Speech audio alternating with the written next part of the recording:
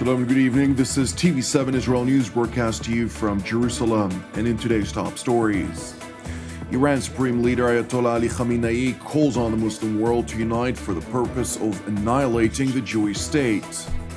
Israeli Prime Minister Beniamin Netanyahu voices claims of a deep state conspiracy which has been relentlessly seeking to shift the power balance within the Jewish state as the Israeli leader's trial over charges of fraud, bribery, and breach of trust commences.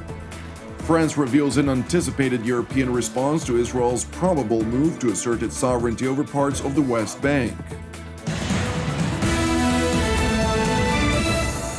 Iran's Supreme Leader Ayatollah Ali Khamenei called on the Muslim world to unite for the purpose of annihilating the Jewish state. In a televised address marking Quds Day, which is the Arabic term for the Day of the Holy City in reference to Jerusalem, the Supreme Leader of the Islamic Republic referred to the state of Israel as a deadly, cancerous tumor that will inevitably be uprooted and destroyed. رژیم صهیونیستی زائده‌ای مهلک و زیان بخش برای این منطقه است و به یقین ریشه‌کن و ازاله خواهد شد. Quds Day was initially initiated by the Ayatollah regime after seizing power in Iran in 1979 to call for an Islamic jihad to reconquer Jerusalem. It coincides with Israel's Jerusalem Day, which marks the reunification of the city under Jewish authority after the 1967 Mideast War.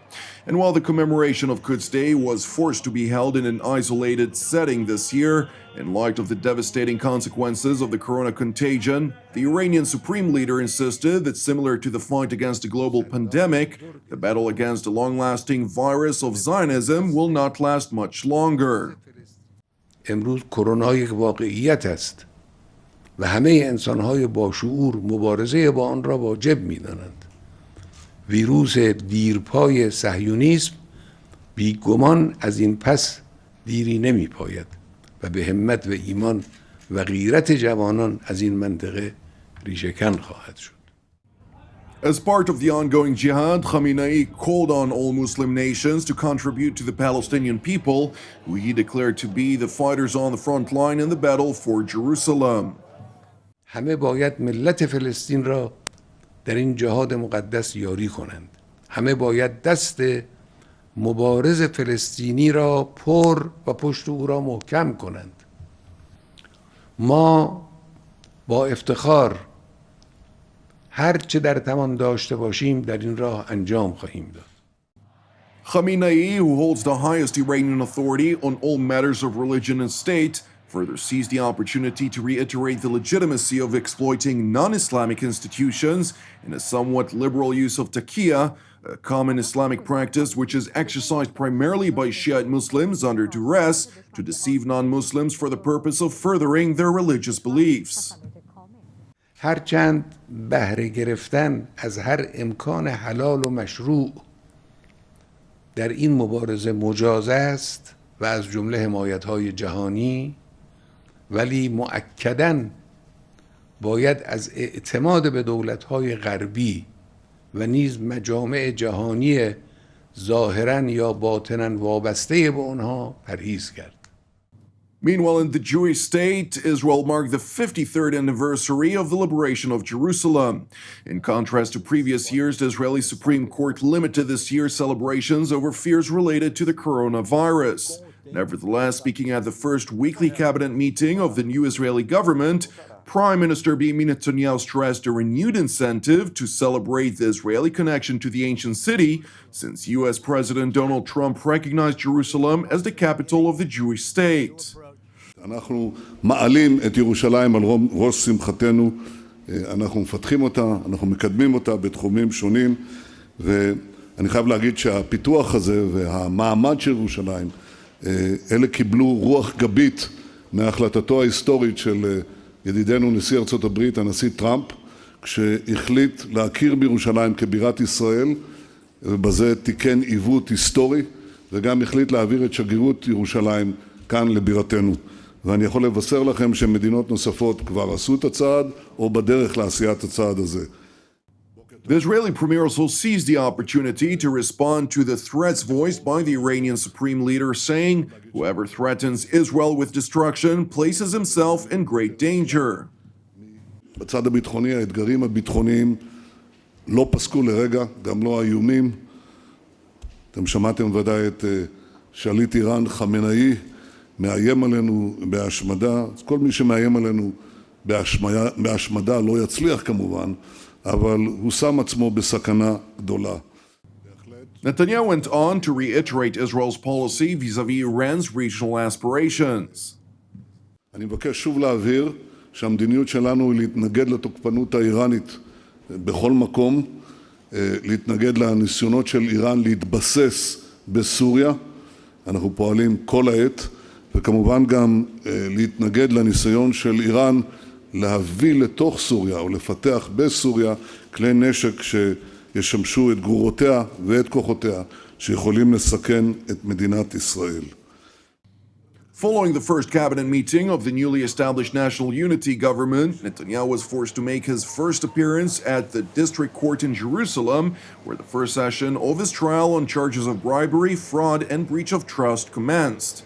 As the Israeli premier arrived some 30 minutes before his hearing, Netanyahu labeled the court's proceedings against him as a blatant attempt to topple his right-wing government. אזרחי ישראל, מה שעומד היום למשפט זה הניסיון לסכל את רצון העם, הניסיון להפיל אותי ואת מחנה הימין. Netanyahu went on to voice claims of a deep state conspiracy which has been relentlessly seeking to shift the power balance within the Jewish state. גורמים במשטרה ובפרקליטות חברו יחד לעיתוני השמאל, אני קורא להם חבורת רק לא ביבי, כדי לתפור לי תיקים מופרכים והזויים. המטרה היא להפיל ראש ממשלה חזק מהימין, ובכך להרחיק את המחנה הלאומי מהנהגת המדינה לשנים רבות. Regardless of the allegations leveled against him, which Netanyahu referred to as baseless, the Israeli premier pledged to persevere with the help of God and the people of Israel. בעזרתכם ובעזרת השם, אמשיך להילחם. לא אתן להם להפיל אותנו. בזמן שהתקשורת תמשיך להתעסק בשטויות, בתיקי הסרק המופרכים הללו. אני אמשיך להנהיג את מדינת ישראל ולטפל בנושאים שבאמת חשובים לכם. Following the 50 minutes opening hearing, the Jerusalem District Court set the date for the next session of the premier's trial, scheduled for the 19th of July. Turning now to Paris, where French Foreign Minister Jean-Yves Le Drian warned Israel not to follow through on its aspiration to assert Jerusalem's sovereignty over significant parts of the West Bank.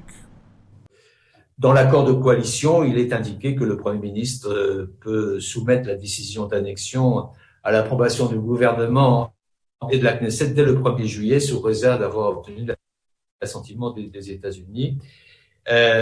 Et cela serait, je crois, extrêmement dommageable et constituerait pour nous, je le dis très clairement, une violation grave de l'un des principes. Ensuite, permettrait toute justification d'occupation de tel ou tel territoire par la force, ce qui n'est pas acceptable pour nous, d'une part, et d'autre part, cela mettrait en cause de manière irréversible la solution des deux États et la recherche d'une paix durable. The French top diplomat further revealed that Paris, along with other European capitals, is formulating a deterrent response to ensure that Israel does not follow through on its aspired move. Nous avons, depuis quelques jours, organisé de nombreuses rencontres visio avec plusieurs de nos collègues, d'abord avec nos collègues européens, et nous sommes en train de travailler avec l'Italie, l'Allemagne, l'Espagne, plus quelques États membres affinitaires, le Luxembourg, l'Irlande, je ne les cite pas tous, pour aboutir à une action commune. Je ne peux pas encore vous dire de quelle manière nous allons le faire, mais nous travaillons ensemble pour une action commune de prévention et éventuellement de riposte si d'aventure cette décision était prise. The evident threat by the French foreign minister came after a teleconference of the UN Security Council, in which the world body's Mideast envoy Nikolai Mladenov warned that Israeli annexation would ultimately end the prospects of the internationally aspired two-state solution. The continuing threat of annexation by Israel of parts of the West Bank would constitute a most serious violation of international law, deal a devastating blow to the two-state solution, close the door to a renewal of negotiations, and threaten efforts to advance regional peace and our broader efforts to maintain international peace and security. In a rebuking response to the clear aspirations of the United Nations, the U.S. ambassador to the world body, Kelly Craft, insisted that only direct negotiations between Israel and the Palestinians could bring about a viable solution to the decades-old conflict. What is needed right now, if we hope to take even a first step in the right direction, is for the parties to sit down with one another. This council cannot dictate the end to this conflict. We can only encourage the parties to sit down to determine how they wish to make progress. Thank you for watching us. As part of TV7's Global Prayer Initiative, I would like to encourage you to join myself and the team here in Jerusalem to pray today for the salvation and peace of Jamaica, alongside our ongoing prayers, of course, for the peace of Jerusalem, the peace and salvation of Israel, as well as for all those who are impacted by the corona contagion worldwide. I'm Jonathan Hassan. Have an Erev Tov and Shavua Tov, and we will see you again tomorrow at the same time.